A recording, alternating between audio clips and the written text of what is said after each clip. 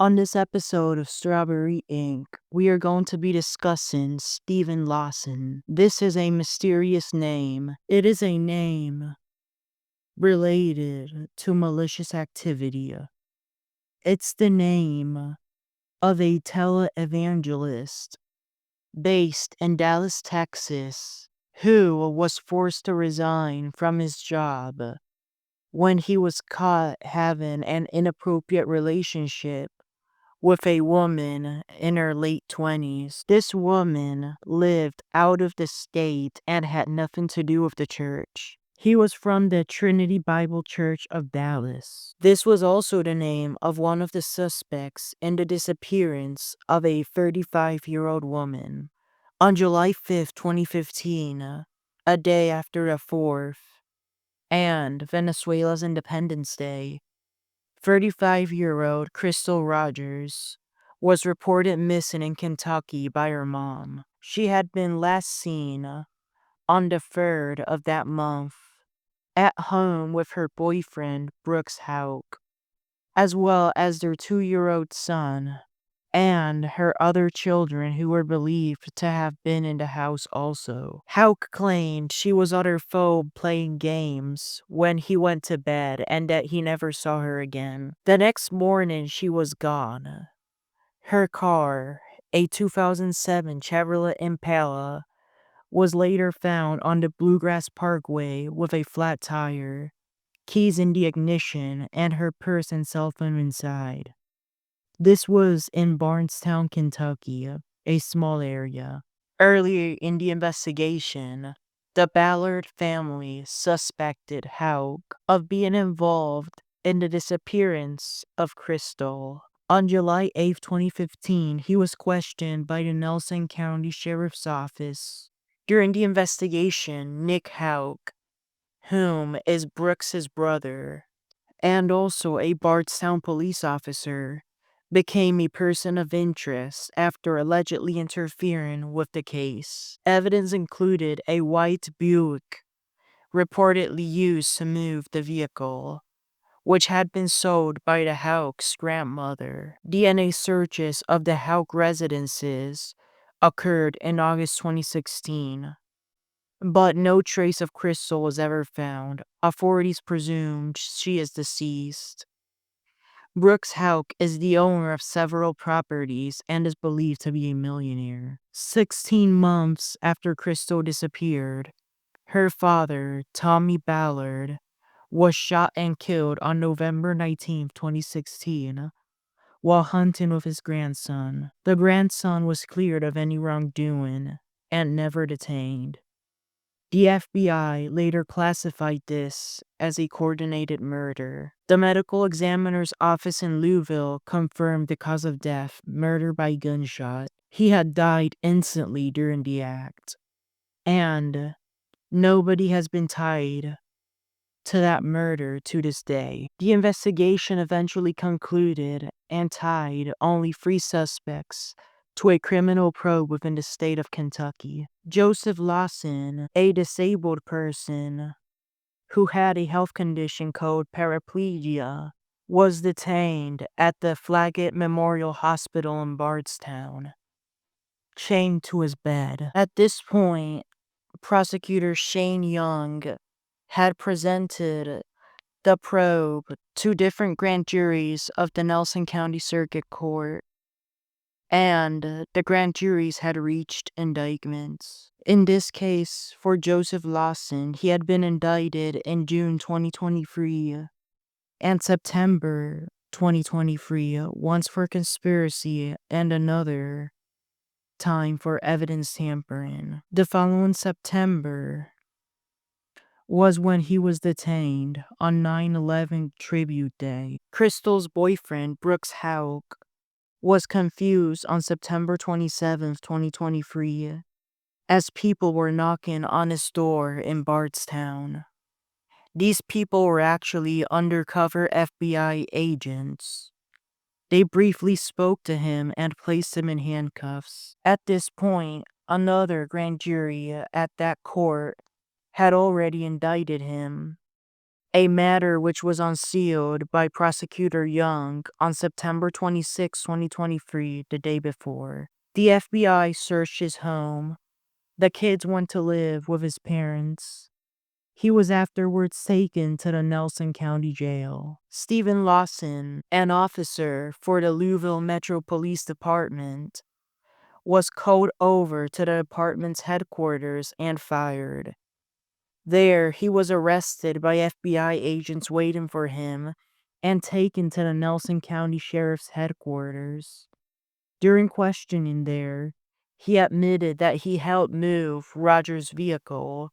Specifically, he claimed that his son, Joseph Lawson, drove Rodgers' car out to the side of the Bluegrass Parkway, and Lawson picked him up and moved the driver's seat forward and removed a small bat that had been in the car. Stephen was then afterwards booked into the Nelson County Jail. So, it's about time to discuss the indictments of Brooks and Stephen. For Brooks, felony murder and evidence tampering. For Stephen, felony conspiracy and evidence tampering. All three suspects hired private attorneys to represent them. Brooks hired Brian Butler and Steve Shoreen.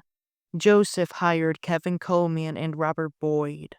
Stephen hired Darren Wolf and Zach Buckler. Aside from the main prosecutor, Shane Young, two more joined the case. His wife, Teresa, and assistant, Jim Lasauki, were waiting for more answers.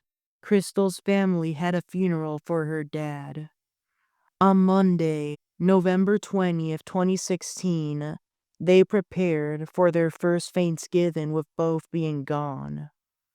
The following day, it was visitation at the Howling Greenwell Funeral Home in Bardstown.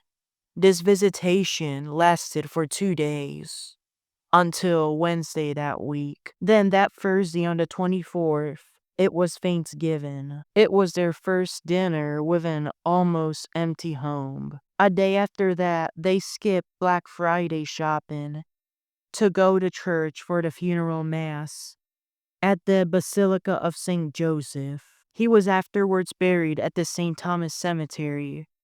Everything occurred in Bardstown as of the dad's funeral. Unfortunately, Crystal has not had a funeral since her body has not been found to this day. The three suspects, when first arrested, were arraigned at the Nelson County Circuit Court, appearing virtually. They were ready to enter a plea in that first hearing.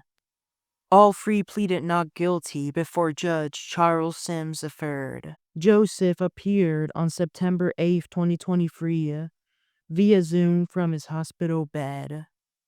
That judge issued a $500,000 cash-only bond, which meant that he would remain in custody to await trial. The judge entered the not guilty pleas for him for both indictments. Days after the hearing, he was discharged from the hospital and transported to a federal facility, the Grayson Detention Center in Layton, Kentucky. This was in order for him to better be treated for his health issues while detained. Brooks appeared virtually via Zoom from jail on October 5th. That judge granted him a $10 million cash-only bond. He pleaded not guilty in that video call. Stephen also appeared via Zoom from jail, but on December 21st. The judge granted him a $500,000 cash bond like his son Joseph. He too pleaded not guilty on the video call. Let's discuss the detentions. Joseph's bond was later lowered to $250,000 surety.